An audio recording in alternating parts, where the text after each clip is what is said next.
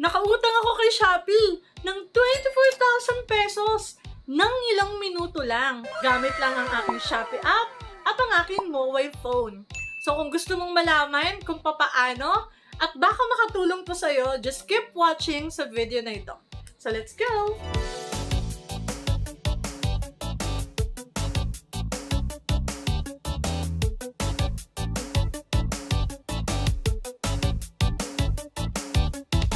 So, paano ko ba talaga nagawa ang makautang kay Shopee ng 24,000 pesos? Nung nagsimula ang pandemic, doon kami nag-start na maging Shopee seller and Lazada seller. So, yung partner ko, inabot siya ng lockdown dito. Siyempre, mahirap dito dahil foreigner ka, wala siyang ibang pagkakakitaan. So, nakapag-isip siya na itry niya kayong mag-Lazada and Shopee kasi meron siyang Amazon. So, I think mga July kami nag-start and then nag-register kami sa DTI, BIR. Then, inaral namin kung paano mag-work yung Lazada and Shopee. Yun, nag-run yung business namin. Naging okay yung negosyo namin kay Shopee. So, kanina lang, may nakita kasi ako. Actually, siguro a month na, nakita ko na parang may bagong program si Shopee. 'Di ba meron na tayo, pwede ka namang mangutang doon sa mga products na bibilin mo. So ito naman, bilang seller ng Shopee, nagkaroon sila ng S-loan seller. So pwede kang mag-loan kung seller ka, pwede kang mag-loan ng 1.5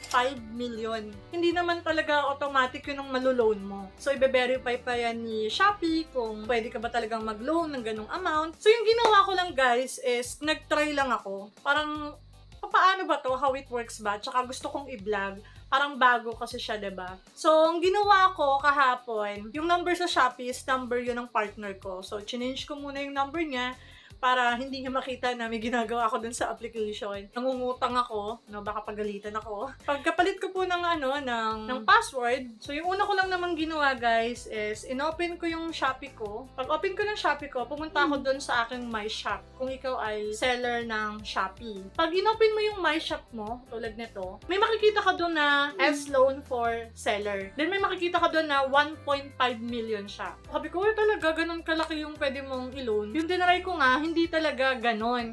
Kasi yung gagawin mo parang i-review pa yon, mag-a-apply ka pa kay Shopee. Pero ang bilis lang guys, ang bilis ng approval nila. Minuto lang. So, ang ginawa ko, pag open ko ng S-loan for seller, kiklik mo lang yon. Pag-click mo kay S-loan seller, and then meron dong lalabas na yung password mo, kasi doon yung OTP mo si-send, no? Doon sa mobile number mo. Ita-type mo lang yun doon, then kapag okay na, S-loan for seller OTP mo, yan, may mga requirements na silang hihingiin. For example, yung pangalan mo, yung mga IDs mo, ano ba yung ID mo na gagamitin, yung birthday mo. Kailangan mo lang gawin is fill upan yun, and mag-send ka ng valid ID. So, yung ID kong ginamit, guys, is yung aking driver's license. So, pipicturean mo yung driver's license mo. And, meron sila dong pa-picture-picture. Yung mukha mo, yan, yung parang effect na malungkot ka, yung gaganto ka, yan, sa side-by-side ka. Yun yung ibang process ni Shopee, no, para ma-review niya yung request natin para sa pag-loan. So, yung natapos ko yon, yung mga process na yon, sabi niya, hintayin ko lang daw yung review. Pag nahintay ko yung review, may mag-chat na or meron magbe-message na i-approve siya. Then, nagulat ako, na-approvehan siya agad. And actually, guys, hindi ko inisip na ibablog ko yun. Hindi ko nga nakuhaan kung ano yung mga requirements na kinukuha sa akin, hindi ko kinuhaan. Basta, magpipill up ka lang doon ng details mo. Nag-message si Shopee sa akin, yan, makikita mo na, magno-notify yun sa phone mo, na yung request for S-loan for seller, approved na. Ayan. So, tuwa ko kasi na-approve siya agad. Then, pagtingin ko, nakita ko yung approval, nakita ko yung amount na pwede kong i-loan. So, hindi siya 1.5. Nakita ko is 24,000 pesos yung pwede kong i-loan. So, not bad, diba? Laki na nun. Yung pwede mong i-loan, pwede mo na siyang paikutin sa iba mo pang business. Actually, hindi siya nag-work and may nagkakaroon siya ng troubleshoot. Yun, hindi siya nag-work, hindi siya na-open. So, nagme-message na ako sa agent ng Shopee, bakit gano'n, hindi ko siya na-open. Ang ginawa ko pa nun, in-uninstall ko yung Shopee app ko. And then, install ko ulit. So, pag open ko nun, okay na siya ulit. I-click mo dun yung 24,000 na ibinibigay sa'yo ni Shopee. na pwede mong i-loan. So, pag click mo doon, may lalabas doon, pwede mo na siyang withdrawin. Makikita mo din kung ilang months, yan. Meron siyang 3 months, meron siyang 6 months. So, depende sa'yo kung ano yung gusto mo. Siyempre, pag mas mababa yung month na babayaran mo, mas maliit lang yung interest. So, ang ginawa ko, pinili ko 6 months. Kasi yung sa 24,000 pesos mo, madididakan ka na doon ng admin fee, which is 480 pesos. So, mura na yun kasi meron akong nakukuhaan na iba nga dyan, 2,000, 1,000. Monthly interest niya is 2%. So, yung total ng interest ko doon sa 24,000 is 2,879.89 pesos. So, yun yung magiging interest ko for 6 months.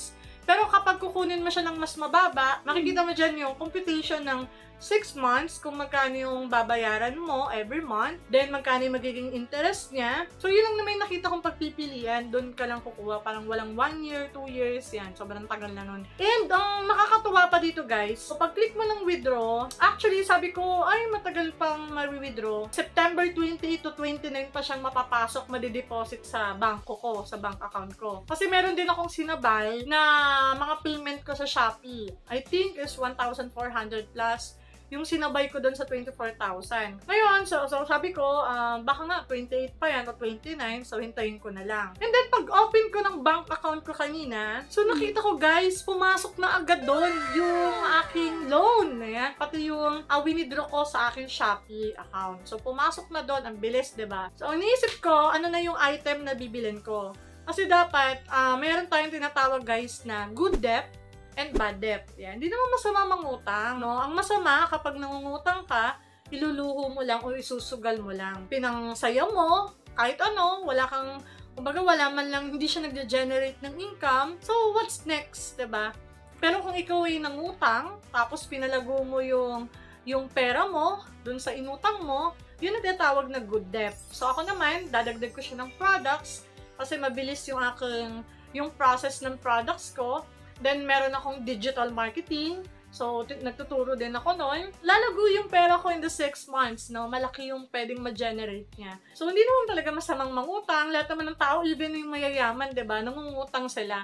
Pero dapat maging wise tayo. Hindi lang tayo basta nangungutang para sa luho natin o sa kahit ano pang bagay na hindi makakapag-generate ng income. Kailangan, kung mangungutang tayo, be wise. Kailangan tutubo yung pera mo. Magkakaroon ka ng another source of income na mapagkakakitaan. I hope na nakatulong din sa inyo, lalo na sa mga Shopee seller po natin. No, dati, ganyan din kami. Medyo nahihirapan pa sa pagbebenta ng mga item natin. Minsan, walang talagang umu-order. Normal yan.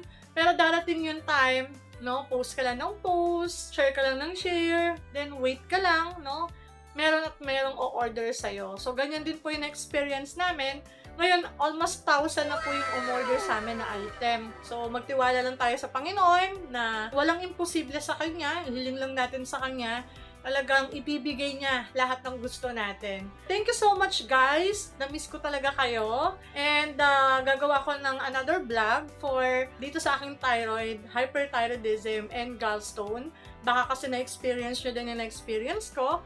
Kailangan nyo nang magpa-check up. Hindi ko naman kayo tinatakot. Dati kasi takot talaga ako magpa-check up eh. Pero kailangan talaga natin yon sa health natin. Especially, meron tayong kinaharap na pandemic. Kailangan secure din yung sarili natin. Meron din akong vlog, guys, kung medyo naaalangan kayong lumabas-labas, pumunta sa hospital, sa mga clinic, dahil nga pandemic. Meron akong vlog dyan sa aking YouTube channel, Consulta MD. Pwede kang magpakonsulta online. So, legit na legit yun, guys. Ilang beses ko na siyang ginagamit at nakakatulong sa akin. Sa halagang 60 pesos mo lang, makakapag-check up ka na online. So, pwede kang mag-video call, pwede kang mag-call lang sa kanila, unlimited call, wala pong babayaran doon. May mga specialist din doon, like pedya, pero hindi na 60 pesos yung babayaran mo pag mga specialist na doktor. Meron silang sinasend na kung ano yung gamot mo, sinasend yan via text. So yun, tinatanggap na yun ng mga pharmacy like Mercury Drugs. So yun, guys, thank you so much for watching. Don't forget to like, share, and subscribe our YouTube channel and click the notification bell para lagi kayong updated sa mga bagong videos namin. We love you! God bless!